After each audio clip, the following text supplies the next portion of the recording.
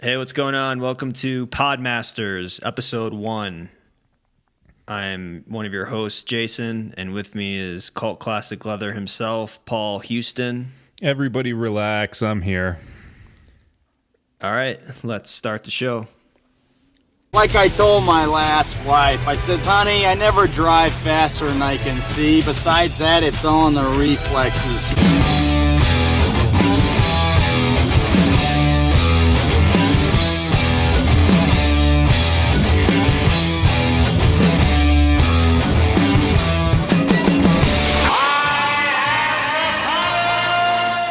So this episode is all going to be about me when I was around 21 years old. I was going through a breakup with my girlfriend, Monica. We were together since high school, we got together at 15. That was the first time we got together.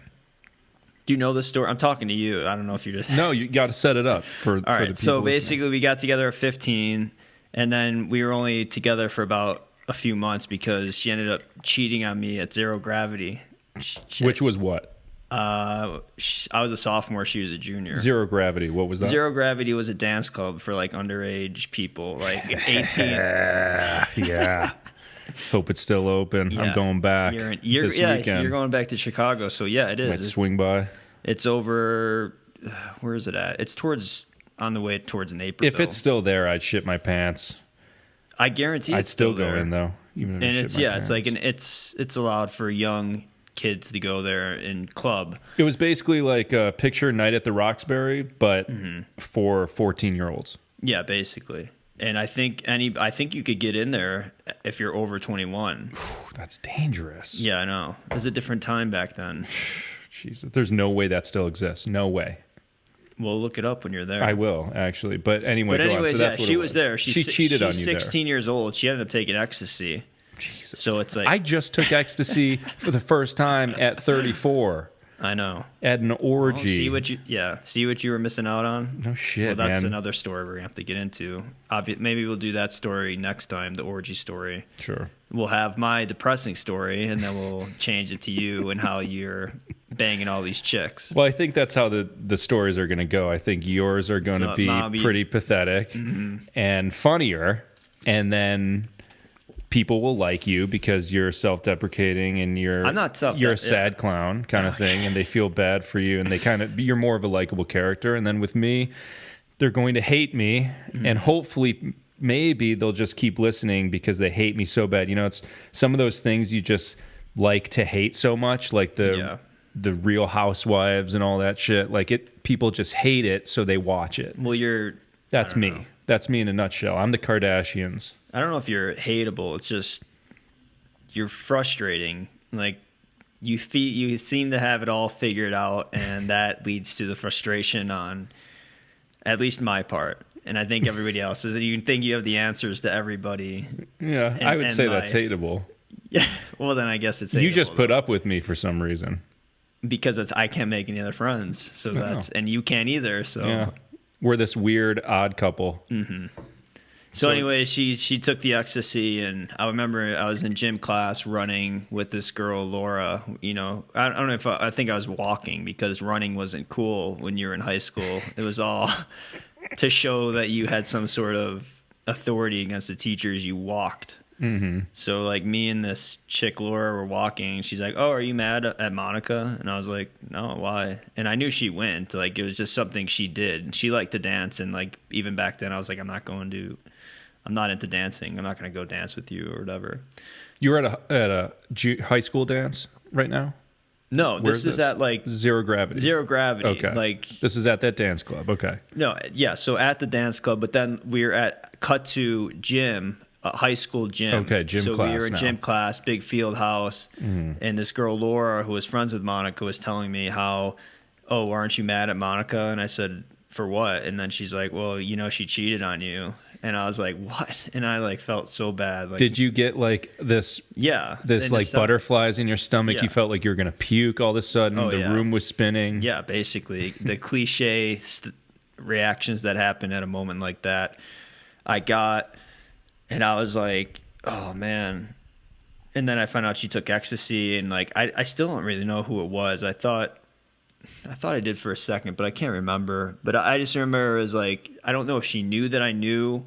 And then at the end of the day, we drove home together in my friend Jordan's car, and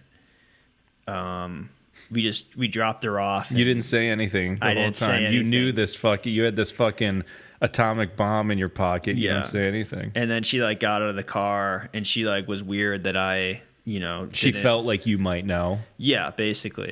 Because she probably just felt guilty and was like, oh, my friends were there. Someone might have told them. Yeah, so she eventually figured it out. But so then she gets out of the car, walks out, and she leaves. And then I say, like, Jordan, who was driving, I was like, I just want to go, because he had a lake with a pier. And I said, I just want to go smoke a whole pack of cigarettes on the pier. Mm-hmm. And then we we're listening. Oh yeah, we were listening to Stained, like the first Stained album. And there's a song where he's like at the end screaming, like, I think he's saying all your fucking lies. And he's like, oh, your fucking lies. Lies. It really resonated with you. You felt those words. And I was like, felt the words and saying like, I'm saying this to you. Like, well, she was in the back seat and I was in the front, like just paralyzed with all those emotions. And hang on, so the story about like her cheating on you, how did she cheat on you? She took ecstasy, and I think she just made out. She got someone. Like, I think she was getting like finger banged as you do back then. That's what it was called back then, getting finger banged. Yeah. So she is getting, she must, and I don't know who knows the whole story. I still never really even got it. I think you should call her. Yeah, let me send her. She sent me a message on LinkedIn not too long ago. There was weird interactions here and there, but so anyways, that happened and we broke up. We were only together for like 3 or 4 months, but it's still. Oh, that was the first. That was the first time. Yeah, first run. So then after that, she went to Ireland for the summer. That's what she did. She was Irish and had family out there. And then she came back, and we were all hanging out at this guy Matt's house. I don't know if I'm supposed to say first name. Nobody knows him, so and nobody's listening to this. So we're hanging out on the back porch or the porch of Cawthorne's house. That's what you did in the suburbs of Illinois. And I wasn't ever really that into it. It was just a scene I wasn't into. Hanging out on back porches? Well, front porches and like smoking Newports and just all the Polish people who would show up there, like Cruiser and people don't know this, but like Monty, the south side of Chicago, the suburbs and everything, even the south side of the city is very Polish heavy, and you don't really realize it until you get out of there. Like, holy shit, this is like a Polish mecca. Yeah, this area, and these guys are just so the super fans. The Chicago Bulls from the SNL sketch, the Bears, the Bulls. That's what we grew up with. We grew up with those guys. Those guys were our uncles. Those guys were our dads. That was our life growing up, was the super fans from SNL. So that gives you a picture of the time and place. Yeah, and every kid that's in the suburbs of that area south of Chicago, I think they feel a bit of like they're not good enough, or they're kind of pussies because they didn't grow up in the city. Because I remember a lot of the badass kids they would say they're from Chi-Town. I'm like, you're from fucking Homer Glen, which is like an hour south of the city. I'm like, you're not from there. So, and these Polish kids were just atrocities. I mean, one was like 21 years old, hanging out with the 15-year-old kids, coming over, starting fights. Their main word was kurwa, which meant fuck. And he'd be like, kurwa. And then another thing they'd say, fuck. They'd say, you talk shit to your grave. It's like, and then if you spilt alcohol, I remember one time, he's like, that's alcohol abuse, you drink. Nostrovia is another one. Like, all this fucking bullshit. Mm-hmm. They're so proud of where they fucking came from. And I'm like you're the same way I am. It's like, who gives a fuck where you came from? And they just latched onto that Polish nationality, and they were just nightmares. But they were around. So anyways, like, Monica comes back from Ireland, right? Mm-hmm. This is the summer of her going into her senior year, me going into my junior year. Mm-hmm. And she comes back. She's on the porch again. I'm completely ignoring her. Want nothing to do with her. But you're not dating. No, though, we right? broke up Okay. after that ecstasy incident. So yeah, pretty okay. much. And I'm like, well, that's over. I'm done with that. And didn't want anything to do with her. This is pretty much a story of my life, how I get suckered into things. So then we're there, and she's like, you know, she doesn't say nothing to me. Then I go home, and I get a call from this kid, Dan, who I worked with and was friends with. And he's like, hey, what's up? He's like, yeah, Monica was saying that she still likes you or something. And I was like, oh, I'm like, well, I don't like her anymore. She cheated on me, and I'm done with that part of my life. He's like, we'll give her a call. And this kid was Polish too. Like, I was friends with this kid, but I'm like, I'm not giving her a call. It's like, she cheated on me. She got finger banged. I didn't say that. I just said that for comedy purposes. But I was like, I'm not calling her. And he's like, you fucking owe me. Because what happened, me and him worked at Steamer's Hot Dogs, and we were messing around, and I had a knife, and I was like, because I was probably, I don't know what I was doing with this knife. And I was kind of crazy back when I was younger. Mm-hmm. And he like was chasing me, and he like went outside. He ran out the back door, and I had this knife, and I was pretending I was going to throw it at him. And I eventually did throw it. And he like went inside, and I threw it. And then he like popped back out, and it nicked him in the leg. He freaked out. He like chased me throughout the field. And then I didn't want to go back inside because I didn't want to fight him. He wanted to like fight me. Not that I was afraid of fighting. Yeah. Like, I just was like, I knew that I was wrong. And I was like, well, I just was like, I'm sorry. You know, I didn't mean to do that. It was a stupid decision on my part. But then, like, as soon as I got outside, he like jumps on top of me like a fucking wrestler and starts like, he's like, girl, you what are you doing throwing a knife at me?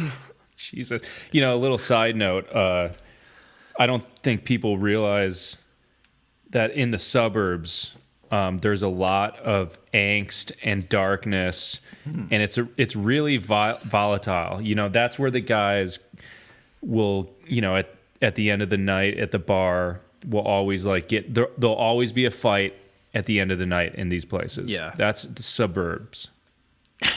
Suburbs. That's suburbia. Yeah, anytime I go back there, when I was back there last year and I was outside smoking a cigarette with Marty and a group of guys out there talking about kicking ass and like this bitch, I was fucking this bitch and motherfuckers, like I fucking kicked his fucking teeth. It's just like so much anger in that area. It's all fucking bravado, male bravado that everyone's competing to be and it's a Polish thing too. You know what I mean? It's like those people are a bit harder and they want to be tough guys, you know? So anyways, yeah, I threw the knife at him, did it, and so he's flashing back a year ago. Or he says you whatever. owe me. You owe me to talk to your ex-girlfriend. Yeah, you threw the knife. Do me a favor, like it's fucking The Godfather or something. Like, do this favor. You know, I did this. Right. I didn't. Whatever. I let this knife situation slide, so you owe me. So I was like, fine. I don't get why you owed him to talk to your ex-girlfriend. Like, I don't know. What did either. he have to do with it? I don't know. What are you getting? What are you giving him back? Nothing. I know. He probably wanted to fuck her too. I think he did like her at a certain point. You owe point. me to talk to your ex-girlfriend. Why? Because I think he was like, he liked her. Because I want to see you two together. I think you made a good couple. I know. It's like we were together for 3 months. You owe me. I'd like to. This is just like the trying to be mafia dudes of like that. You know, high school Polacks. So anyway, he wanted. So you talked to her. Let's cut to you. You went okay. I'll talk to her. So I called her up, talked to her, and who knows? You had one of those conversations in high school where it meant nothing. There was nothing discussed. It was just like, oh, I still like you. Oh, okay, I still like you too.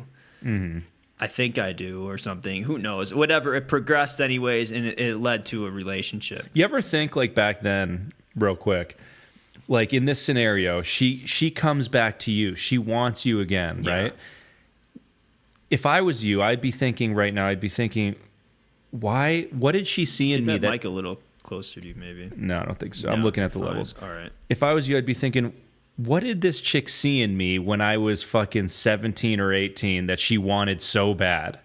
Yeah, I don't know. You know what I mean? Like, was I that? What was going on with me that she just needed me back? Like, there's so many people. Why did she come back to me? I was a fucking idiot at 18. Yeah. How did anyone want me? That's what I was 16. Oh, even worse. That's insane.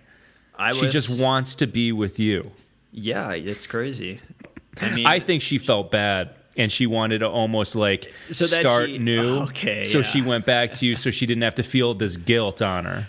If you could forgive her, then she would feel less guilty. Yeah. Well, it ended up being, once we get to the end of this, it's even worse then. I mean, it shouldn't, it was even worse of her to do that because of the way it ended. Well, yeah. So anyways, yeah, so we get back. Yeah, I don't know what she saw in me. I mean, I drove a car. I was working at Big Lots. Like, what did you have to offer that other people couldn't give? I was probably, I was kind of. You were cooler than you are now back then, but that's not saying that much. You don't even know who I was back then. I knew. I heard stories about you. I saw you had the, you looked like a tough guy. Yeah. You were physical. You were a guy that people, wouldn't push around. At least you wouldn't start shit, but yeah. And now people walk all over you. No, you just let them. No.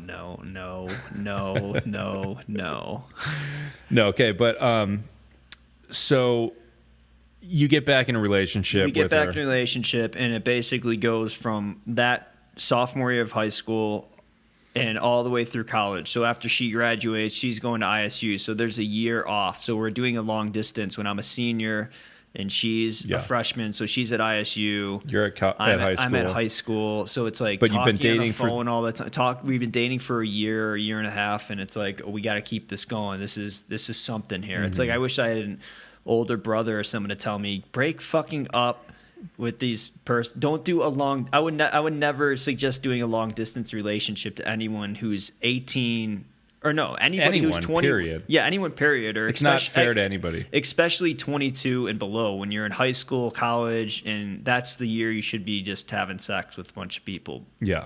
Well, yeah, for sure. And yeah, long distance relationships are pointless. It always ends in cheating or a breakup because you can't see each other and you just end up with someone closer that you can't see, because that's what a relationship is. I mean, if you want a pen pal, just date someone in prison. If you don't want to see someone or have sex with them and just write them, then just date. There's plenty of prisoners. But otherwise, date someone who you can touch. Well, the best case scenario... Exactly. Date someone you could touch. And the best case scenario out of that whole situation, too, is... say you do stay together, but then you're struck with the curse of, I've been with my high school sweetheart, which is basically, who That's knows. That's the lamest life you can live, honestly. That means you have not experienced shit. A lot of times those people haven't moved out of their hometowns, Yeah. They're very... They get some job that sucks. Yeah, they get sucked into just some stupid job. At 21 or They're 22. a salesman. They sell bundles of wire to corporations, like just so dull. And then they're really stunted in life. And that's the majority of people right there that we just explained. Yeah. Stunted. Well, that's what my goal was at that age, to be stunted. Well, we didn't know it, but, there's not a lot of lofty goals in the suburbs. Well, no, because we're not exposed to a lot, so we don't reach very far. Yeah, I didn't know reach very high much of anything besides. I mean, as far as the outside world, I knew Illinois, I knew a little bit of Chicago, I knew Wisconsin, Indiana, a little bit of Michigan, and Florida. That was like my whole world as far as like the whole landscape of America goes. And pretty much in that area, all the people are pretty much the same. Well, and everybody's doing the same job. So it's like, I didn't know working class. There was no artists or any writers or anything. Very extremely working class. And it's like factories, truck drivers, Yeah. The goal then was to get a girl, get married, or get a girl, get a job, get married, have kids. That was literally what my goal was at that point in my life. I never had that, but yeah. Well, I always told my parents, never getting married, definitely never having kids. Mm-hmm. You always told your parents that? Always. I told my mom that when I was like a kid. Like I was like, I'm not getting married, not having kids. I said it when I was a kid. I said it in high school. I said it in college. Yeah. And I said it after college, and I still say it. And my parents, maybe up until about recently, they always were like, well, you never know. You might change your mind. Never say never. I'm like, I get that whole cliche, but I'm fucking confident that I never want or desire kids. I've kind of met someone that I could be fine with marrying.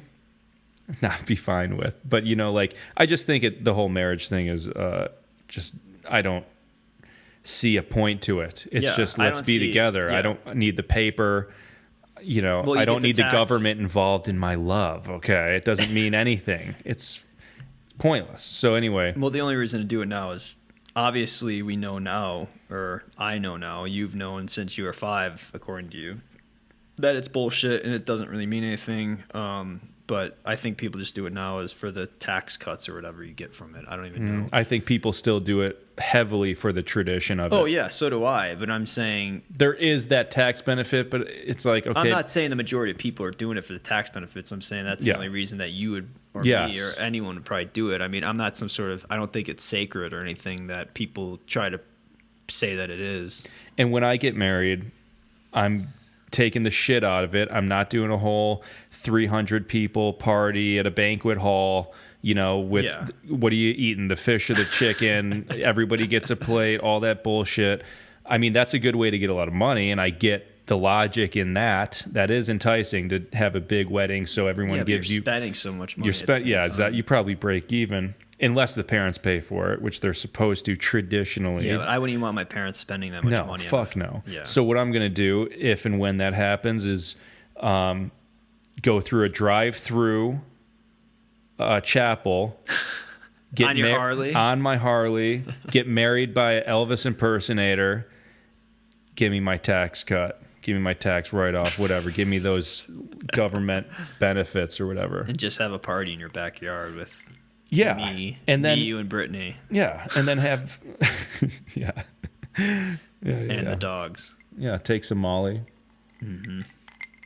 So, anyways, so long distance relationships. We did it. I did it when I was a senior, and then I had it in my brain. I didn't really want to go to college where she was going at, and also I wasn't really into ISU. I wanted to go to Western because I was going to be a cop at the time, which is a whole other story. So I ended up going, after I graduated high school, I went to Western Illinois, and then she was at ISU. So again, long-term relationship. And that went on. How many years? That went on all the way. She graduated. So she graduated, and I worked it out to where I really only had to go to school for 3 years at Western because I did all three years, full max classes. Here's what we need. How many years did you guys date up until you broke up? The first one, few months, doesn't matter. That. All right, just so in general, 16, what? 4 years?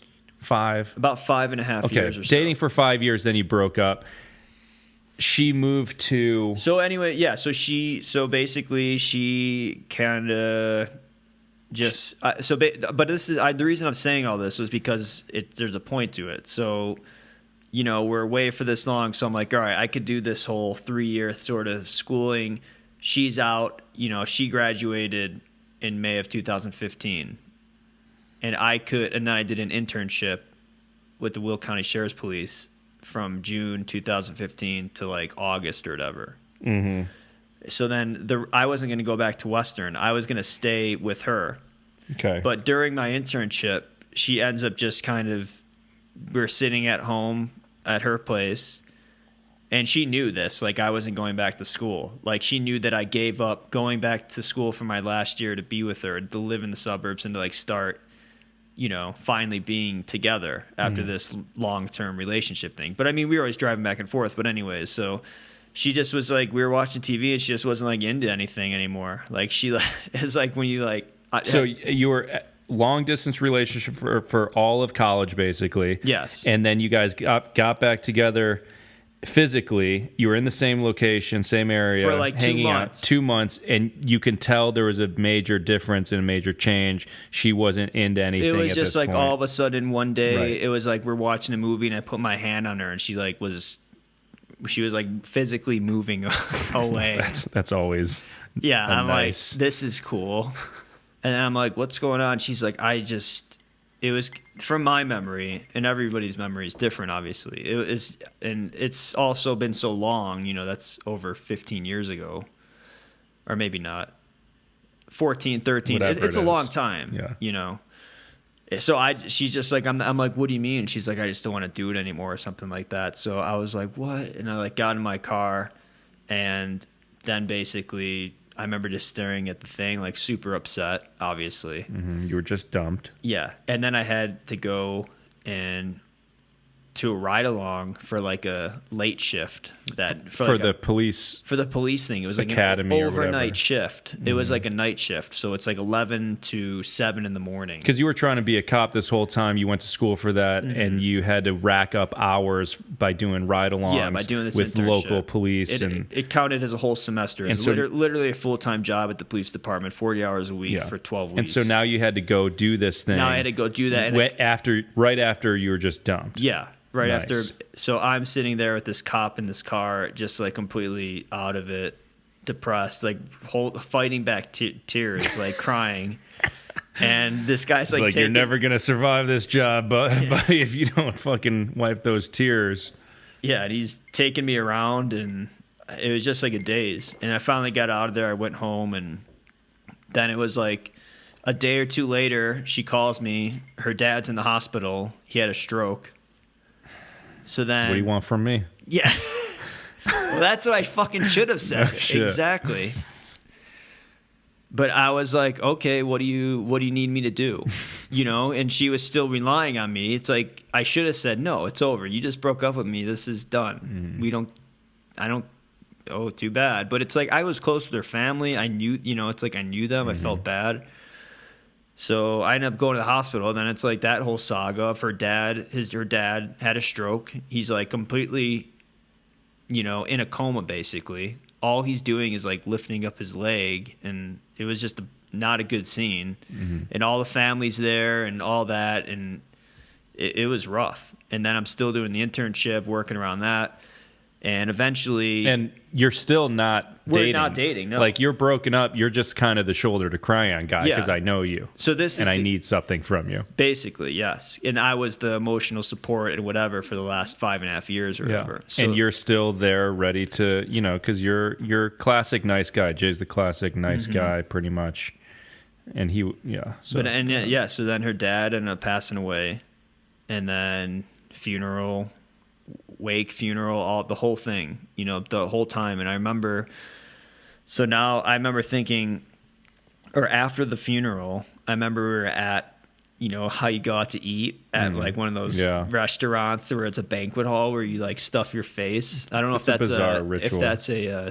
another suburban tradition or what, but yeah, you go to like a weird banquet that like is covered, like the walls are coated with like cigarette smoke. And it's like wallpaper on the walls, and it's like the worst decor.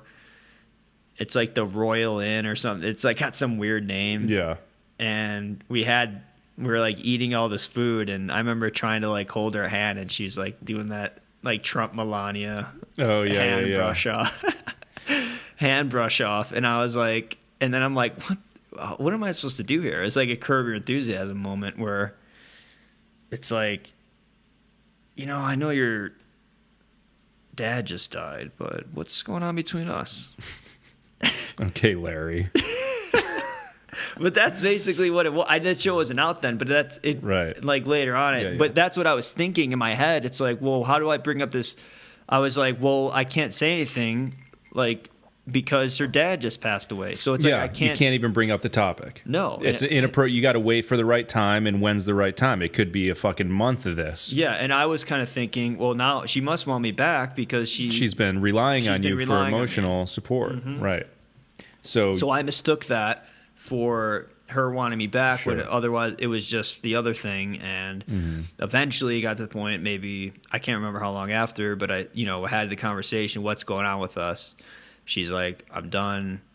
It's over. Oh, I still don't want to date you. Yeah, I still don't want to date you. It's over. And I'm also moving to Ireland, basically. Cool. All right, see ya. Yeah. So then that became a whole, what does that say? Movie recording has been stopped automatically. Hit it I again. think I just have to. I think it's like if it goes untouched for a while, it turns itself off. Yeah. Is it going? Hang on. Yeah. All right. I'm going to have to go into the settings there and figure something out. But So just First I think I episode- just caught it. I don't know. Maybe. Technical yeah, I think you did too. Either but way, we still, got that I got to one. figure out why it's doing that. But first episode, technical difficulties, got to work them out.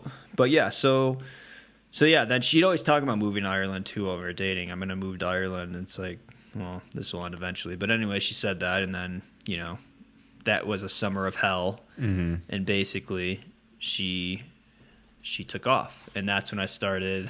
She left you. She left the country to get away from you. Yeah, and that's another part of the whole downfall. If you want to know why I went from being a badass to being the way that I am. Going from Pantera's Phil Anselmo, frontman Pantera, badass, ripping on four-wheelers, doing wheelies, living like a fucking 70s era stuntman, Yeah, thrill seeker, to basically Woody Allen 15 years later. Neurotic to the bone. yeah. Well, I'm That should be the name of your... what, my memoir. My memoir. Yeah. To this whole fucking... So this is a diary that he wrote. So We're getting I to a started. diary. So during this whole time, I didn't have anyone to talk to, and He had me, but he wouldn't do it because he thought I just well, talked shit. no. Well, I was here's the thing. insensitive. Here's the thing with Get him. over it. He hated the relationship. I wanted to bring this up too. I just remembered, and I'm glad you reminded me. He hated the relationship.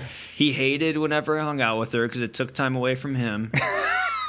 It's true. It is, yeah. And you fucking told, and then you just made fun of our sex. You said we said we had boring sex, and All missionary. All we did was missionary with the lights off or something And then like that. and yeah, and then And I would get so pissed off at you, and I'd be like, God, I can't wait till fucking I get married to her, and I just get asshole out of my life. and then I would say I picture you guys just on a date, and you guys just eating dinner together on a date. You're out to eat, and all you hear is the clinking of the plates and the utensils on the plates, and then occasional like, yeah, I like that movie we just saw.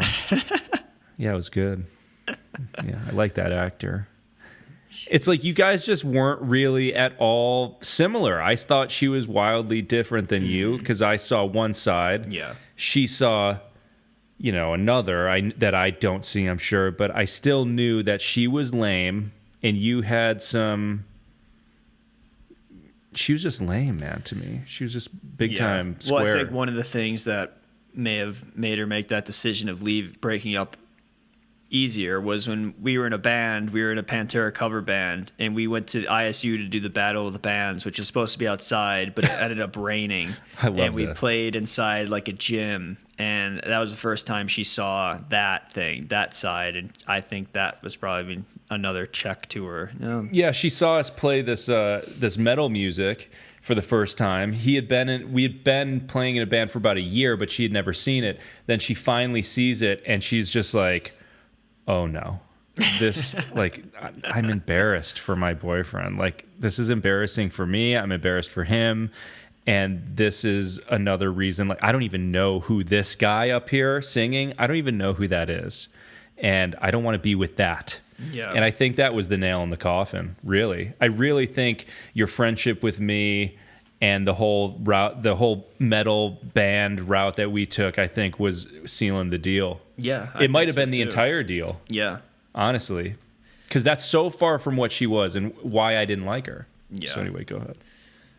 So that would always piss me off, though, whenever he said that, or whenever you said that. Make fun of your relationship, yeah. Yeah.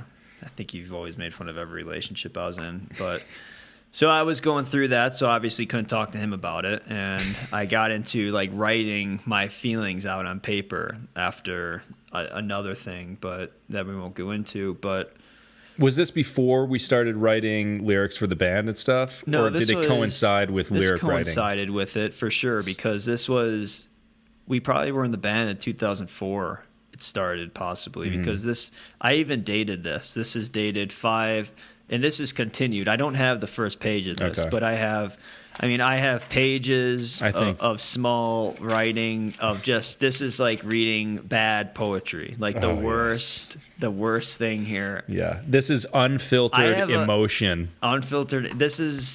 I have a list here that says why you are my true love, and I don't know if I can even. Yes. I don't know if Fucking dick's getting hard. So I'll just start reading this, and you could interject. So this was the point of this whole podcast, was to get to this point. That's the whole backstory. I think we laid it out pretty well. Is there anything? There's nothing else I could really think of. Mm-hmm. So, anyways, you know what we got to do? We got to split this up into 2 segments. Set up. No, we don't. No, we don't. Just do it like this. Okay. But anyways, I was devastated, as you could probably tell.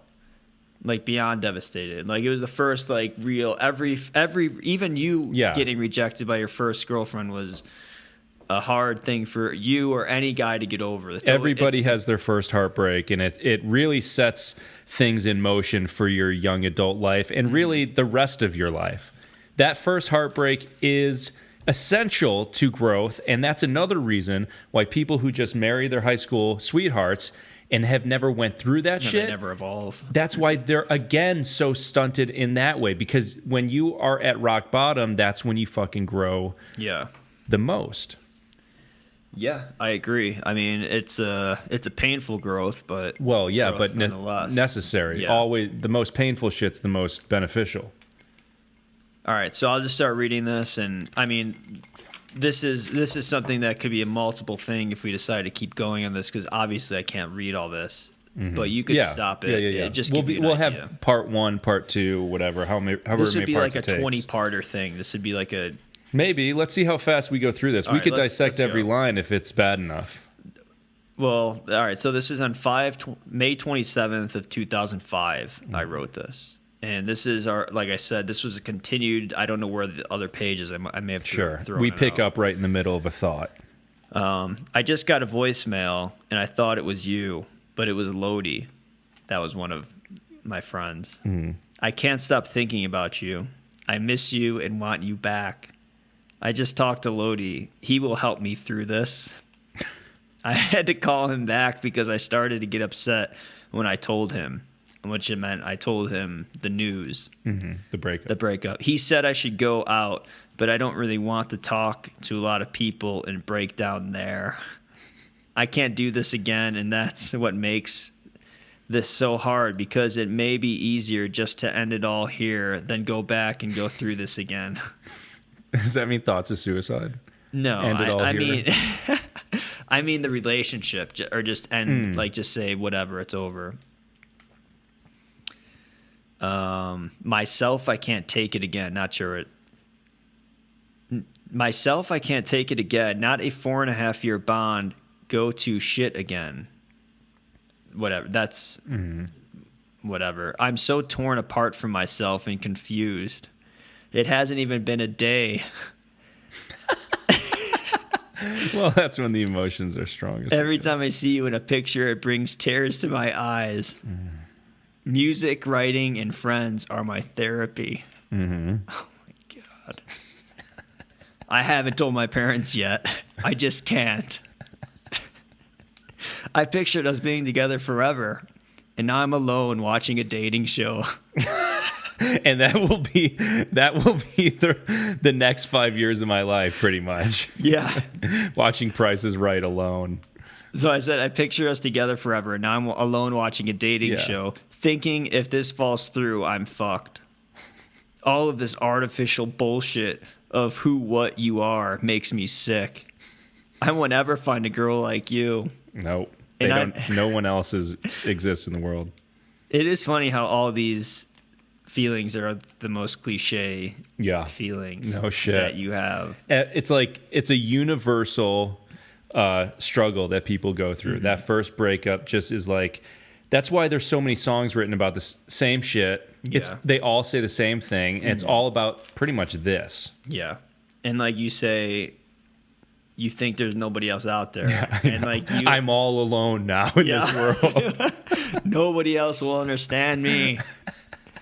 Meanwhile, there's like 14 billion people on the planet. This will help somebody who's maybe getting through a breakup who's young. Yeah, see it in a comical light, man, and know that there's give some advice out to some.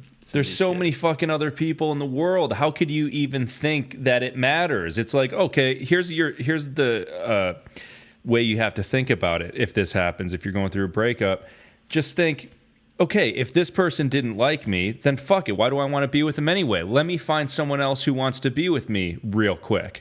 Because there's plenty of them. There are. Yeah. If fucking midgets could find other people, if fucking serial killers could find other people to fucking kill with them, couples who kill, check out that documentary. They found love. There's fucking all these different types of people who, like, you would think are probably a lot worse off than you. They found someone. So what's your excuse? Also, use this time to become cool and use it as bait to attract the fish. You know what I mean? Use the coolness. Like, start learning shit. Start getting good at something. Put that fucking negative energy that you want to just beat yourself down with and use it as rocket fuel in a positive direction. Use that anger or that frustration or whatever and learn something. Get good at something. It'll give you confidence. That confidence is going to transcend, and it's going to give you an aura about you that people are going to be attracted to. And then people are going to be flocking to you. Yeah. As long as you don't wear shorts. What was it? Master of Psychology, or what was your... That was a Houston... I don't know. I am the Master of Psychology. We had what was it? Was that Was that the name of the show, the YouTube show, Master of Psychology? Yeah. All right, yeah. So that's a little taste of. You'll get those throughout the show periodically. Here's another cliche line. And I don't want any other guy with you. I don't want you to get hurt, used, or taken advantage of. Our time together is so cherished in my heart. Hang on, wait. I love that you don't want her to be. It's like, it's okay if you break up with me. I get it, but as long as you're not with anyone else, I could deal with this. That's what every guy wants at that age. I know. And not even at that age. I think that's what a lot of guys. A lot of guys want. Thankfully, adults. That made me get out of that phase. I mean, that was a one step out of it, but. And saying that you don't want her to have anyone else because you don't want her hurt or abused. Like, automatically she's going, if she gets in another relationship, they're going to hurt and abuse you. So you might as well come back to the nice guy over here. Everyone else is evil. Right. I'm the safe one. Yes. God. Our time together is so cherished in my heart, and it hurts that I can't feel your love. I miss you, Monica, and I want you back. When you use someone's name to them, it's just so over dramatic. No shit. It's so personal too. It really, like, it's uncomfortable. It really is uncomfortable. It's like, if, like, my dad all the time, if we're at a restaurant, he uses he calls the waiter by their name because they have a name tag on. Thank you, Jessica. Yeah. And they like do a double take because they forget they're wearing a name tag, and they're like, oh yeah. I'm like, stop doing that. People don't like to be called their name to them. It's weird, especially by a fucking stranger. But in this case, it's kind of gross too. Yeah, it is. In this case, it's kind of gross too. I know. I've been ranting about that since I was 23. Yeah. After all this shit. Well, yeah. And working at Radio Shack, and it's just like, it's like they project some sort of ownership over you, and they say your name. Yeah. How you doing there, Jason? Just shut up and tell me. I don't know you. Don't call me my name. What's your name? Yeah. The fuck's your name? Jim. What can I do you for, Jim? It's like, how you doing, Jason? Huh? Good. What's your name? John. Hey, Johnny. Nice to meet. How do they want us to react to this shit? I know. Anyway, go ahead. I'll ask your dad when you see him. So I miss you, Monica, and I want you back. I don't know what to do. This dating show is making me sick. I am freaking out right now because I'm beyond belief. What just happened? Why? When will it end? I have a constant sick feeling in my stomach. How can I go on? I can't. Give me answers to help my suffering. It is so hard for me to feel 1 ounce of happiness. God, you are beautiful. God, that was hard talking to you. It felt good to hear your voice, but it left me more confused. But did it calm me a little? It's back, though, now. The reality is we are not dating. I hate it. Stomach still hurts. I'm going to Jordan's for a while. Hang on, stop it there. All right. Stop it at Jordan's.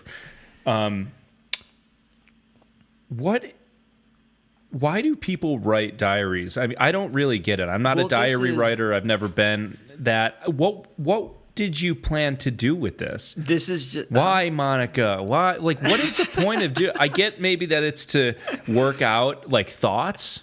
I said before maybe? when we were talking on a different thing that we were talking, a different discussion, that I think this is what humans are programmed to do. I think I don't know about that. But that's the what I'm saying. majority of people do it because why? They're trying to get some relief from this pain that they're feeling. Right, and is that because writing things out helps you understand your emotions from a third point of view? That, and you can't express it verbally, so you have to write it. Because you're so like pent up. It's almost like a serial killer just wanting to kill, or a guy wanting to fuck. I mean, it's all the same. There's certain things that are in humans that you just need to get out, like fucking cum out of our balls, or like a serial killer has to kill and feel dominant like that, or else it's like they have to do it. I guess there's certain things that humans just can't keep to themselves. They can't. They can't live with it. You don't have anything that you need to do. Absolutely not. No. I don't have that setting. What about music? When you were a big drummer, why did you do music? Because you had music in your head. You had to get it out. Yeah. So there you go. It's the same thing. But at the same time, luckily yours were beats. Mine were fucking bullshit words. Bad poetry. Yeah.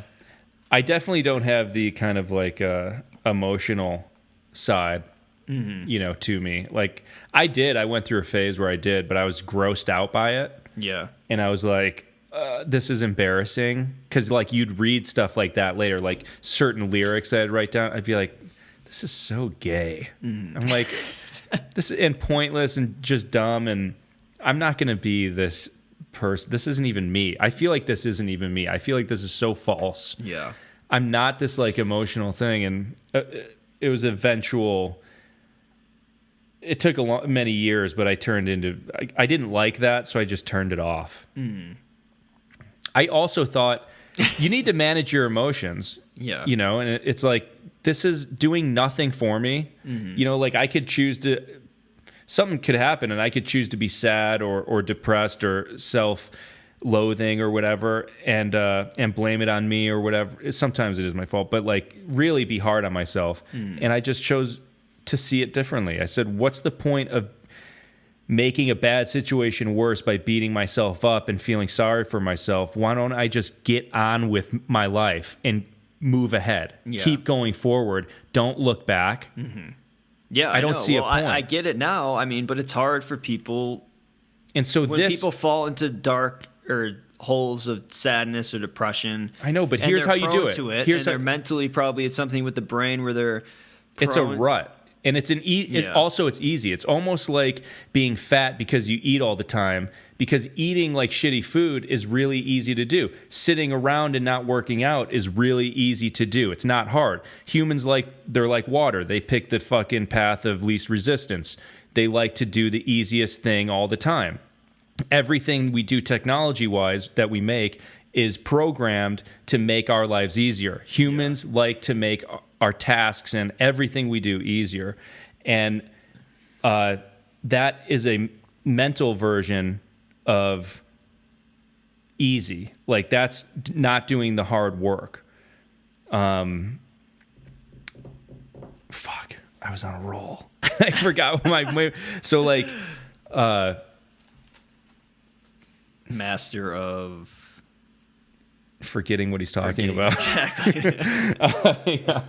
I think this is a good point though, so I want to stay on it, even though you're gonna be able to get it back. Or yeah, what yeah, you're yeah. Trying to say. So like, being resistance. So like being self-loathing and staying in the moment and dwelling on the past. That's a big one. Obviously.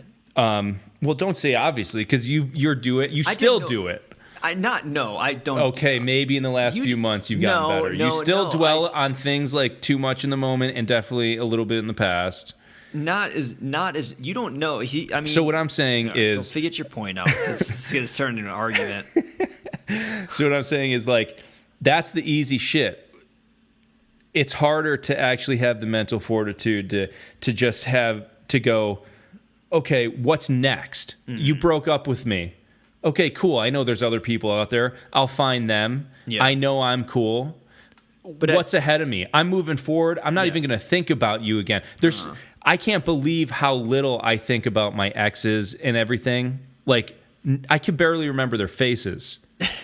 You remember their pussies and their asses, though. No, I do not. I was just talking about this with my girlfriend now. Uh-huh. I cannot. Oh, yeah, you were saying I cannot remember their pussies at all. Yeah. And she couldn't remember her ex's dick. Yeah. It's a weird thing. I can't even remember what my dick looks like in like high school. I think about that. I'm like, probably looks the same. Did it always look like this? You know what I'm more interested in is, when did my dick stop growing? When was it at its...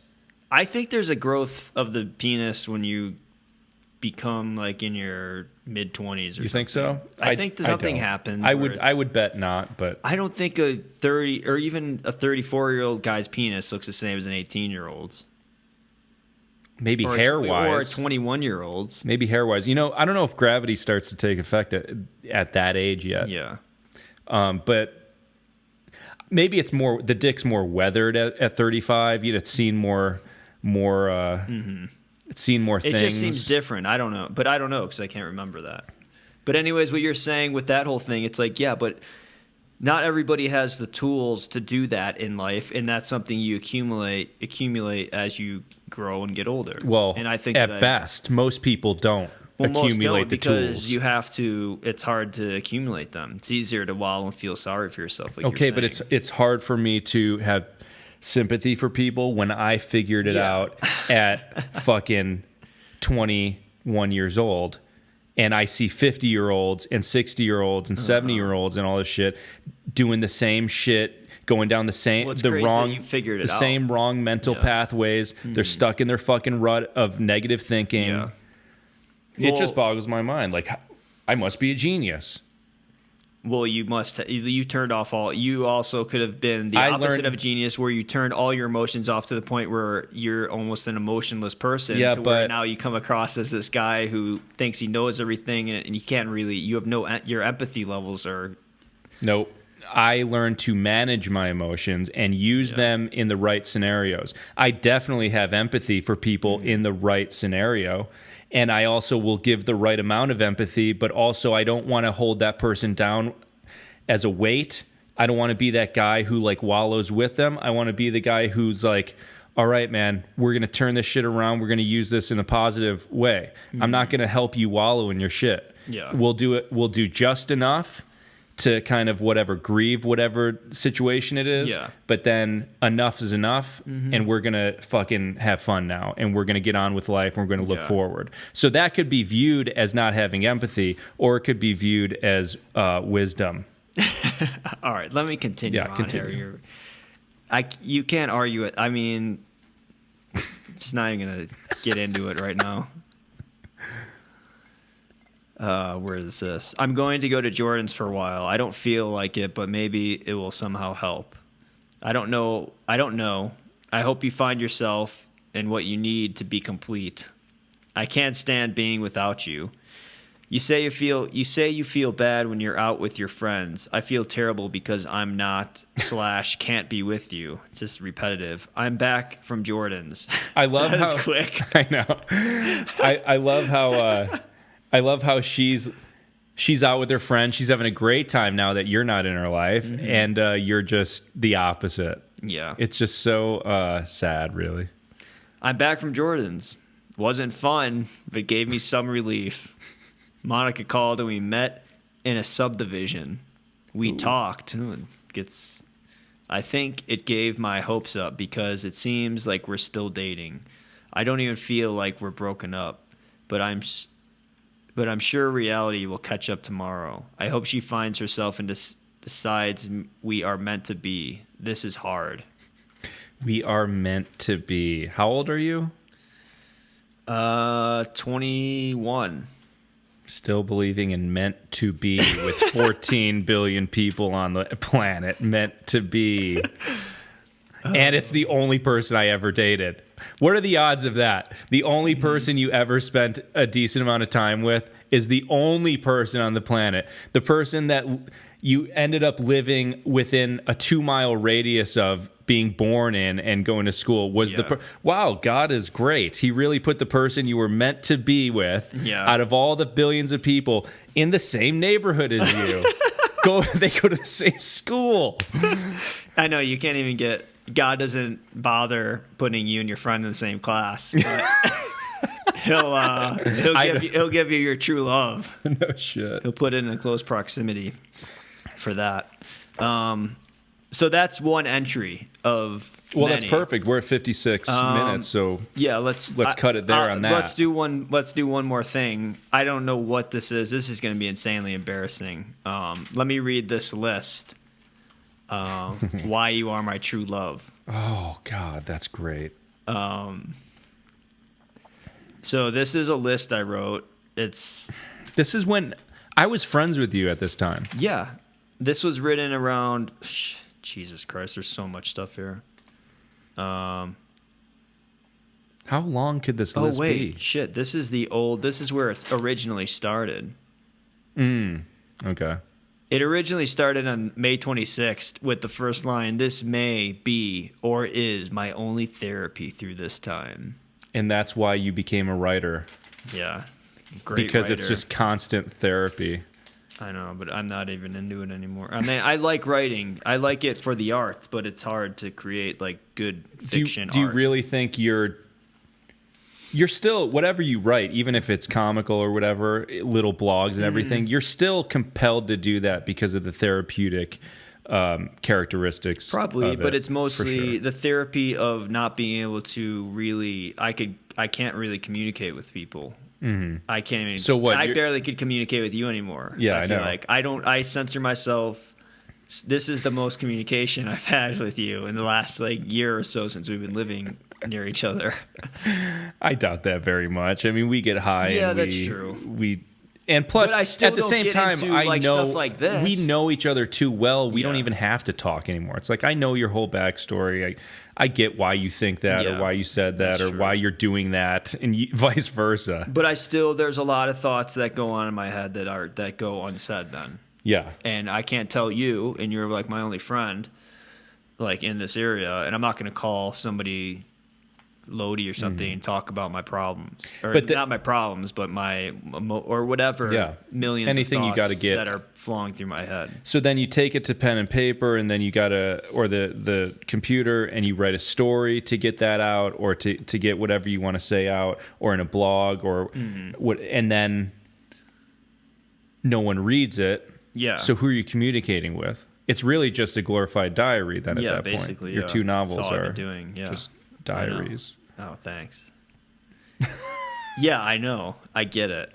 I've come to terms with that. So let me get to this list here. Yeah. Why you are my true love. This is just a bunch of bullet points. My heart is broken without you. I love spending time with you. You listen to me. I can live with you. I enjoy talking to you. I love lying around with you. I miss you. I like how that's. These are real. I feel like these are just givens. That's why people like each other. I want what's best for you. I put you over me. I think you know what's creepy? These sound like wedding vows. Yeah, this is. You wrote your wedding vows after you got dumped. Listen to this one. I think about you when I wake and sleep. That's fucking disgusting. Yeah, that's disgusting. You make me laugh at things no one else does. It's true. I do that. You can make me cry. I still get nervous around you. That's getting deeper. My memories of our dates and holidays together bring me great joy. Oh, do they? I'm sure they do. Holidays with the families and everything. I'm sure those were splendid. I remember the one time I went to our aunt and uncle's house and I stepped in dog shit, not knowing, and everyone in the place is smelling, and I have a horrible sense of smell, and they're So like, you walk in the house with dog shit on your shoe. yeah, everyone's like smelling, and I can't smell. And they're like, who stepped in dog shit? And then they're like going through the shoes. I'm like, please don't let it be me. And I've lift up the shoe. Whose shoes are these? And I'm like, oh my God, they're my shoes. What kind of shoes were you wearing back then, by the way? Just like New Balances or something. Yeah. Well, so was I. I could not make fun of that. I was doing the same thing. So yeah, I mean, that was like a Ben Stiller moment for sure. I was stupid once, but I would never hurt you. Oh, that's when I showed my dick to that girl. And, remember? And I told her about it because I felt guilty about it. One time at Western, me and my friend Tom, he was there at the time actually, Paul, with our friend Bill, and some chick brought us into the dorm room, me and my friend Tom, and she's like, I want to see your guys' dicks. And Tom was dating a chick at the time, and I was dating Monica, and he's like, Tom looks at me, and I'll do this voice. He's like, you don't tell her. You sound exactly like him. He's like, hang on, wait. All right. God damn it. I know, there's a setting on there that I'll have to fix. He looks at me, and it's like in the dark. The chick's like bent down on her knees. She was like a bigger chick. Wasn't any, Yeah, but still. Get hate mail from saying that. But yeah, she's like... all the bags. She's like, taking your dicks out. Tom's like, yeah, you don't say nothing. I won't say anything. Something like that. Yeah. And I was like, all right. So she takes her dicks out. And we like got boners, and she's jerking them off, like basically like skiing. And I'm like feeling very guilty about this. And then she starts sucking Tom's dick. And then I was like, well, I'm out of here. Because she wasn't paying attention to you anyway, right? Well, she wasn't. Well, once that happened, I was like, well, I mean, I could have put it next to her mouth or something. And hey, could I get in there? Can I get in there or what? So then I just left, and then I told her, and I was like, well, now we're even. Mm-hmm. That could have been another reason why she broke up with me. But not knowing about your life would kill me. Well, you're still here. Yeah. I love watching you succeed. Ah. God damn it. I love trying to make you happy. Oh, here's one. You don't criticize me. That's so weird because that's so like not your vibe. I feel like that's a different person. Like you're being so loving and stuff, and everything's about her. Mm-hmm. And now this one was a little selfish twist. Yeah. Like I like you because it's like saying like what else is on that list in that direction. Yeah. It's like, oh, you were a great cook and you never criticized me, and you knew your role in the household. Yeah. I know someone who does criticize me. You do whatever I say, and I that's why I loved you. I could think of someone who does criticize me. Well, you need it. Oh, yeah. Some people need it. You are so nice to me. It's another one. Profound. I would die for you. Take a bullet. Like no, I wouldn't. Secret Service. Here's one. I love you. Man, these are great. These are real deep. I am concerned, jealous, and annoying. We understand each other's space. We are strong. I love seeing you smile. You were challenging. We were different. We like the same things too. You give me support. You make me stronger. When I see you upset, it kills me. 4 left. I would never hurt you. We're not jealous. Maniacs. God, I could not. If that says maniacs, and then in parentheses it says cop job phone message. I don't know what that means. You're beautiful, and the last one is I am a mess without you. This is like out of a bad movie. Like this is out of a bad rom-com that like literally that Pollock's wrote. This is out of like a Golan and Globus does rom-com straight to DVD. Oh man. Romantic movie. Like this is the most surfacey, undeep shit. I know. This is the writings of like someone who's really not that deep. No shit. Well, you were emotionally like an infant. I know. Yeah. Jesus. I know. Still am. Kinda. Well, that's 105. Yeah.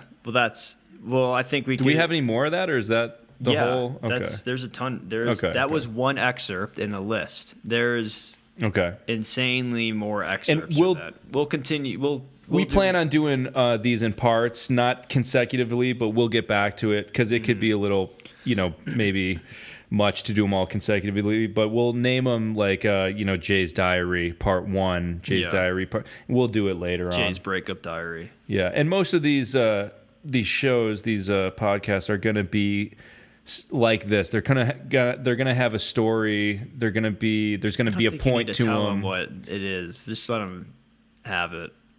Well, I decided to tell them. Oh. So too late. All right, go on. And now now they could get a little excited, like, oh, they're not just talking shit. There's actually going to be a story involved because I don't care about these guys' opinions. I want the story. Yeah. And so then they'll be titled the story, and that's it. Yeah, we'll end it out with that. Maybe put a little some sort of Golden Globus reference. Close it out with. I don't know what we could do.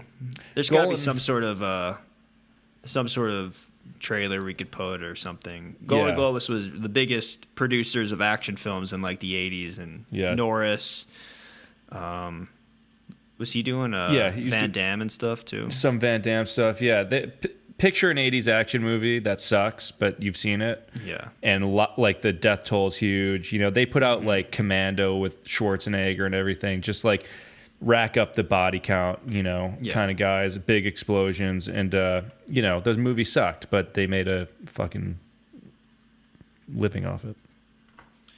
Well, cool. So, thanks for listening. And if you guys like what you hear, subscribe to the podcast on iTunes and YouTube, Instagram.